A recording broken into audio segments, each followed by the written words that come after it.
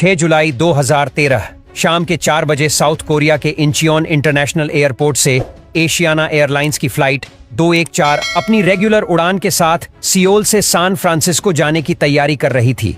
ये एक लंबी दूरी की ओवरनाइट उड़ान है जो लगभग 11 घंटे में पूरी होती है। 291 पैसेंजर और 13 क्रू मेंबर्स के साथ उस दिन प्लेन में कुल मिलाकर 307 लोग सवार होते हैं। अपने शेड्यूल टाइम से लगभग आधा घंटा लेट प्लेन सियोल एयरपोर्ट से टेक ऑफ करता है। प्लेन में उस दिन 3 कप्तान और एक फर्स्ट ऑफिसर सवार थे। फ्लाइट के मेन कैप्टन की पोजीशन पर उस दिन 45 वर्षीय कप्तान Lee Kang Kuk front left seat पर सवार थे। हालांकि कप्तान ली के पास 10,000 घंटे का फ्लाइंग एक्सपीरियंस था, लेकिन इस तरह के बोइंग 777 प्लेन को उड़ाने का उनका एक्सपीरियंस सिर्फ 43 घंटे का ही था। सियोल से सैन फ्रांसिस्को तक की ये उड़ान लगभग 11 घंटे की थी।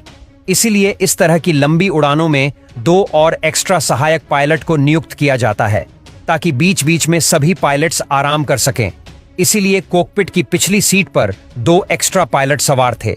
शाम को उड़ान के कुछ घंटों बाद आराम करने के लिए मेन पायलट फ्लाइट का कंट्रोल एक्स्ट्रा पायलट्स के हाथ में दे देते हैं। बिना किसी परेशानी के प्लेन पूरी रात अपनी उड़ान भरते हुए अब यूएस वेस्ट के आसमान में पहुंच जाता है। अपनी लैंडिंग टाइम से लगभग 2 घंटे पहले सुबह के लगभग 9 बजे एक्स्ट्रा पायलट्स दोबारा से प्लेन का कंट्रोल ली कंग कुक और इंस्ट्रक्टर कैप्टन ली जियांग के हाथ में दे देते हैं और धीरे धीरे Asiana Airlines flights San Francisco international airport की तरफ बढ़ती है।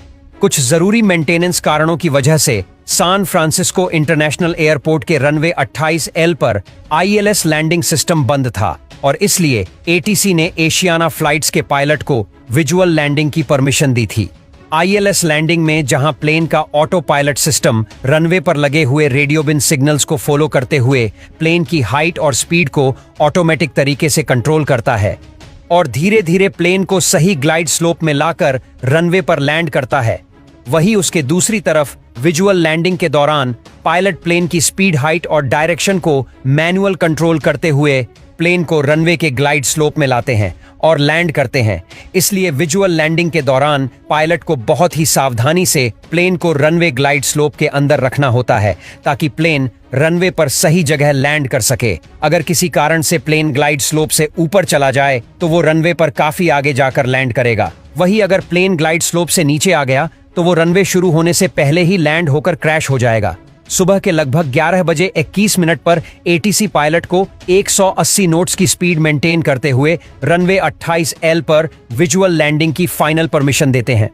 उस दिन सैन फ्रांसिस्को इंटरनेशनल एयरपोर्ट पर मौसम बिल्कुल साफ था और विजुअल लैंडिंग के लिए ये एकदम परफेक्ट वेदर था और इसलिए ATC और पायलट्स भी बिना किसी खतरे की आशंका के आराम से लैंड करने की सोच रहे थे।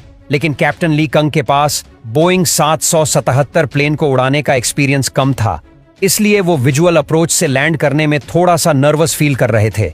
लेकिन ये उनकी टेस्टिंग फ्लाइट थी और उनका इंप्रेशन खराब ना हो, इसलिए उन्होंने ये बात अपने साथ बैठे हुए सीनियर कप्तान को नहीं बताई। और अगर वो ये बात अपने साथ बैठे हुए इंस्ट्रक्टर कैप्टन को बता देते तो शायद इतना बड़ा हादसा नहीं होता। रनवे 28L पर लगी PMPI लाइट को फॉलो करते हुए कप्तान ली कंग प्लेन को रनवे की तरफ ला रहे थे। आमतौर पर रनवे पर लगी हुई 4 PMPI लाइट्स में से 2 लाल और 2 सफेद होती है, तो इसका मतलब होता है कि प्लेन सही ग्लाइडर स्लोप में आ रहा है। लेकिन एशियाना फ्लाइट्स अपने ग्लाइड्स स्लोप से थोड़ा ऊपर उड़ रहे थे। रनवे से लगभग 11 मील दूर प्लेन अभी भी 3600 फीट की ऊंचाई पर उड़ रहा था और अगले 5 मील में प्लेन को अपनी ऊंचाई आधी से भी ज्यादा कम करके 1800 फीट तक लानी थी। ये देखते हुए कप्तान ली कंग प्लेन की हाइट को बहुत ही तेजी से कम करने लगते हैं और प्लेन की स्पीड को कम करने के लिए कप्तान ली कंग अपने साथ बैठे हुए कप्तान लीजियों को लैंडिंग गियर डाउन करने के लिए कहते हैं ताकि लैंडिंग गियर के ड्रैग फोर्स के कारण प्लेन की स्पीड कम हो जाए और प्लेन तेजी नीचे आ जाए। प्लेन अब नीचे आने लगता है और ऑटो पायलट मोड ऑफ होने के कारण प्लेन की स्पीड बहुत ही तेजी से कम होने लगती है, जिसके कारण प्लेन ग्लाइड्स स्लोप से भी नीचे चला जाता है। रनवे पर लगी हुई 3 PMPI लाइट सफेद और 1 लाइट लाल हो जाती है, जिसका साफ साफ यही मतलब था कि प्लेन अब ग्लाइड्स स्लोप से नीचे आ चुका है। कप्तान के साथ बैठे हुए तीनों पायलट भी अब तक ये समझ चुके थे कि प्लेन की स्पीड और हाइट काफी कम हो चुकी है। रनवे के ठीक सामने समुद्र से 180 फीट ऊपर उड़ रही इस फ्लाइट्स की स्पीड कम होते होते 118 नोट्स पहुंच जाती है। इतनी कम स्पीड के कारण प्लेन तेजी से स्टॉल मोड में जाने लगता है, जिसके कारण कप्तान की कंट्रोल स्टिक तेजी से वाइब्रेट होने लगती है। ये देखते ही कप्तान तेजी से प्लेन के नोज को ऊपर उठाकर इंजन स्पीड को बढ़ाने की कोशिश करते हैं ताकि प्लेन को दोबारा से ऊपर उठाकर गो अराउंड किया जा सके, लेकिन तब तक बहुत देर हो चुकी थी। समुद्र के ऊपर रगड़ खाते हुए प्लेन रनवे के ठीक सामने बनी सीवोल से टकरा जाता है, जिसके कारण प्लेन का पिछला हिस्सा और लेफ्ट इंजन टूटकर प्लेन से अलग हो जाते हैं। इसके कारण प्लेन के पिछले हिस्से में बैठे हुए 2 पैसेंजर और 4 फ्लाइट क्रू प्लेन से बाहर गिर जाते हैं और प्लेन तेजी से रनवे पर घिसा चला जाता है।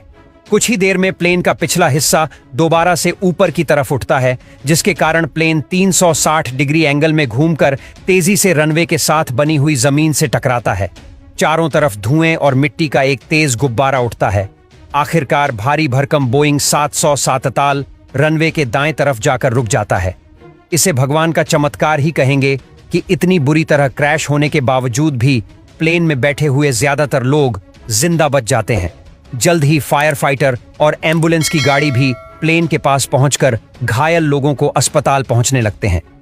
इस दर्दनाक हादसे में 3 पैसेंजर मारे गए और 4 से ज्यादा क्रू मेंबर्स और पैसेंजर को गंभीर चोट आई। रेस्क्यू मिशन पूरा होते ही फ्लाइट डेटा रिकॉर्डर और कॉकपिट वॉइस रिकॉर्डर को बरामद करके तुरंत हादसे की जांच शुरू कर दी गई और इस हादसे के लिए पायलट को ही जिम्मेदार माना गया। अगर कॉकपिट बैठे सभी पायलट समय रहते सही तरीके से कम्युनिकेट करके हालात के अनुसार डिसीजन लेते तो इस हादसे को टाला जा सकता था।